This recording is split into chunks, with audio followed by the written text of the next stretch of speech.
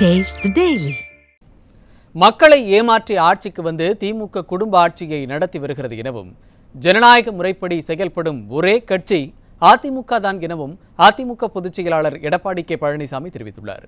விழுப்புரம் மாவட்டம் விக்கிரவாண்டியில் நடைபெற்ற மக்களை காப்போம் தமிழகத்தை மீட்போம் சுற்றுப்பயணத்தில் பேசிய அவர் இதனை தெரிவித்தார்.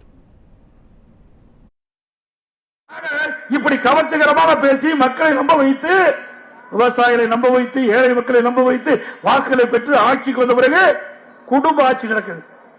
திரு கருணாநிதி, அதுபோல் ஸ்டாலின், உதயநிதி, இன்பநிதி வந்துட்டார். 7 மன்னர் ஆட்சியா? குடும்ப ஆட்சிக்கு முடிவு கட்டுகின்ற தேர்தல் 2026 நடைபெறும் சட்டமன்ற தேர்தல். ஏன் நீங்க மட்டும் தான் வரணுமா? ஏன் இங்க இருக்கீங்களா முதலமைச்சரா கூடாதா? சொல்லுங்க பார்க்கலாம். நான் அதிமுக கட்சி தான் ஜனநாயக முறைப்படி ஒரே கட்சி இந்தியாவில். அப்படி இருக்குங்காட்டி தான் சி.வி. சண்முகம் அமைச்சரானாரு.